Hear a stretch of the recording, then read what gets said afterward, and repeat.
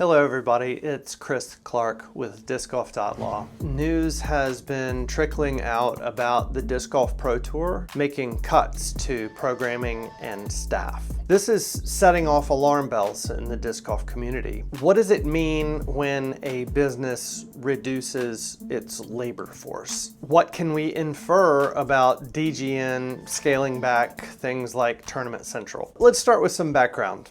In 2016, Steve Dodge founded the Disc Golf Pro Tour. He was the original majority owner. A year later, in 2017, Steve asked Todd Rainwater to join the ownership group as a minority stakeholder to help with the tour's finances. Dodge and Rainwater expected at the time that the tour would break even financially in about 3 to 5 years. By 2019, the Pro Tour was struggling. So Steve Dodge sold a majority stake in the Disc Golf Pro Tour to Todd Rainwater. In 2020, the number of subscribers to the Disc Golf Network, which many of you know is owned by the Pro Tour, far outpaced projections. And so by the beginning of 2022, Jeff Spring was predicting the tour would break even by the end of the season. And it was around this time that the Pro Tour started making some big investments in equipment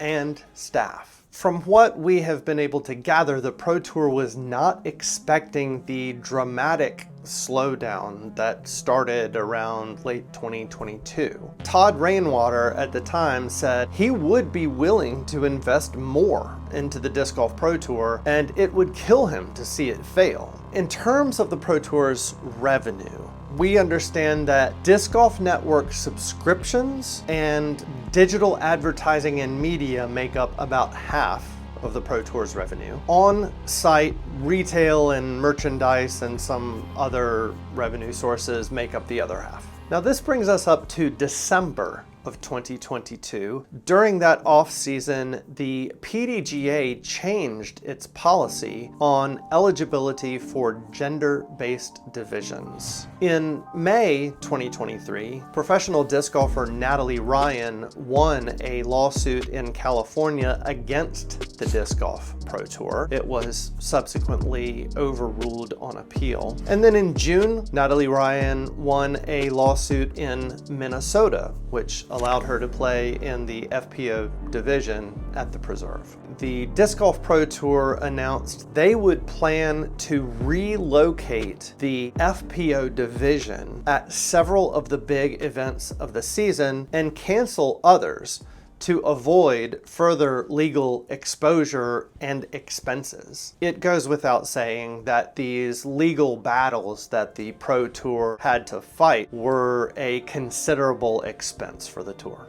In December 2023, the PDGA dropped their rule banning transgender women from competing in the FPO division. It's become clear the sport of disc golf cannot bear the weight of adjudicating this issue at this time. Clearly, this was a message from the PDGA, but more importantly for the purposes of this video, from the Pro Tour.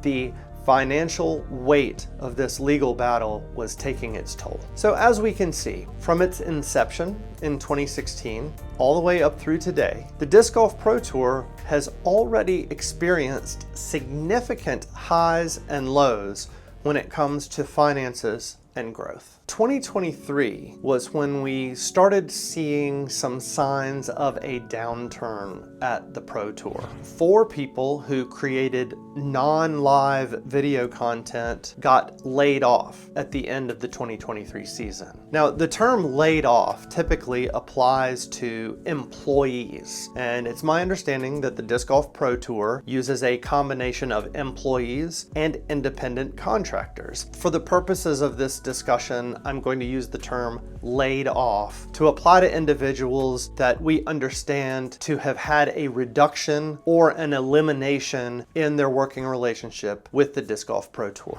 This season, in 2024, the Disc Golf Pro Tour laid off some of the people working on Tournament Central, live broadcasts, including on-air commentators, and some operations and media people. One of the cuts that got the most attention was the removal of Juliana Korver from the PDGA World Championship broadcast team. Now, Juliana made it clear she will still be in the booth later this year and is cautiously optimistic that she will be on the broadcast schedule again next year. There have also been reports that we'll be seeing and hearing less of Philo Brathwaite and Zoe Andyke in the booth. So what are our best guesses on how we explain what's been going on with the Pro Tour, and what are the range of options for what happens next? I think the most important thing to keep in mind is that financial ups and downs are a reality in business, especially in businesses like the Disc Golf Pro Tour and the Disc Golf Network that are relatively young and relatively small. It is commonplace for businesses of all sizes to lay people off when there's a cash crunch or market conditions change. The United States economy in 2023 remained resilient with moderate economic growth and strong stock market performance. The difficulties at the Pro Tour and at DGN can't be attributed solely to the overall US economy in general, with one possible exception. From January 2021 through March 2024, the US labor market posted job gains. The increasing cost of labor may have played a role, but I think it's much more likely that the recent news about the Pro Tour and DGN is just a natural adjustment following the boom that our sport experienced as a result of the COVID pandemic. Now, I want to be careful here. Obviously, one option for businesses struggling financially is bankruptcy. Now, I'm not at all suggesting that the Disc Golf Pro Tour should or needs to or is on the verge of filing bankruptcy.